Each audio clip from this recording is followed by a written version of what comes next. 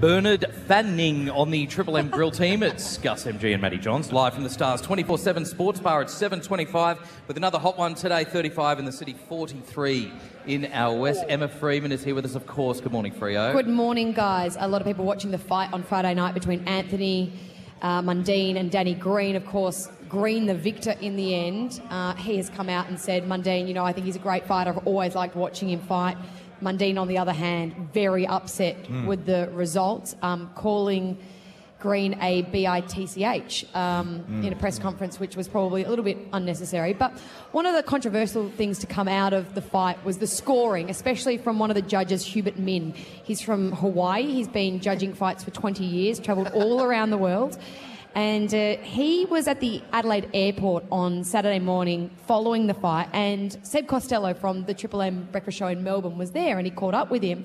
Wanted to ask if he had any regrets about how he scored the fight. 98-90 was his scoring, and he said this. He said, quote, "I'm disappointed in myself. I was surprised with my own scorecard. Maybe I should have scored the last 2 rounds closer." This is where it gets interesting too. He said, "My phone is blowing up. I'm getting texts from people I don't even know asking if I was paid off." And then at the end, he says, "But I own my decision and I still believe Danny won the fight." Wow. I mean, it's pretty damning when a bloke who scored the fight comes out and says, "Look, I was really disappointed in myself." Yeah. That's cold comfort for Anthony Mundene. As I said, Emma, it was really difficult to fight. You saw clearly that Green won the first couple of rounds, but then you saw Chock really coming over the top of him. At the end of the fight, I must say, when I was waiting for the decision, I thought to myself, this is really tight, maybe Chock by a fraction. But then speaking to people afterwards, and some of these people I spoke to aren't fans of Anthony Mundene, said he was straight out robbed. Really? What do you boys think? Who should have won the fight? Was the result what it should have been? Yeah, look, as we spoke about earlier, watching the fight live, it's hard to get a grasp of exactly who's hitting who, and you kind of... The ropes and the turnbuckles are kind of blocking you. Is that the 30 bottles of wine you'd had before, though? No, just sitting down. When you had a couple of beers at the night of the fight, actually we were good boys until the fight was over. I think the turning point for me, I thought the fight was a draw. Really? I would have been happy to give the fight a draw and let him go off in the sunset. I know in the first round when Anthony Mundene hit Green, whether they say it was illegal or not, I don't think it was definitely illegal. But I don't think he meant it. I don't think he meant to hit him like he did. He swung around. It just happened to hit Danny in the green and Danny in the jaw, and he was disillusioned for the whole fight. Was concussed. He was gone. Was he? Do you think he really was? You saw his eyes, Matty. He came out and said that I was gone, and they wanted to call the fight off. Do you think that was theatre? Do you think a certain amount of that was theatre? There did seem to be a little theatre. We looked at each other when it happened. And I looked at Gus and said, if that's it...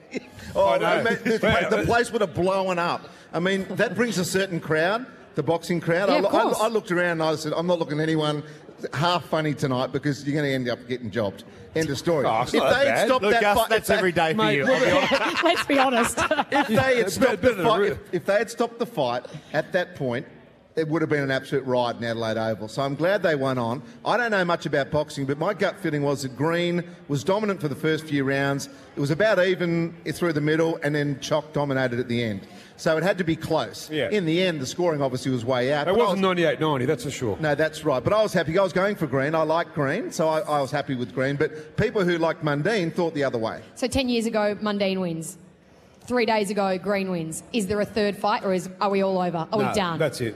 That's it. In my opinion, I don't think either man's got anything left to prove. No, I agree. Over their age, I think both. I don't know what the exact figures are, but going into the fight, there was a lot of talk that they believed it was going to, as far as pay-per-view is concerned, the more subscriptions than Fight One, which is absolutely incredible. Hopefully, both men got a great payday, and hopefully, both now can be content to go on with their lives. In the end, it was the second highest subscription fight of all time in Australia. I say bravo to both men for keeping boxing on the map in Australia. A 43 and a 41-year-old men who are keeping basically boxing alive and just keeping it just above MMA at the moment, UFC. They're on their own back. It's testimony to these two blokes. And the most important thing going into the fight, we said, for me, it wasn't going to be which man wins because, again, I still think either man had nothing to prove. The most important thing was that they got in there and they really mixed it up. Oh, didn't they? And they stood toe-to-toe and they got into it rather than danced around. I think everyone left with both men with a lot of admiration. Yep, and no one got seriously hurt. That was the other thing. There was a bit of a worry. Maybe one of them might get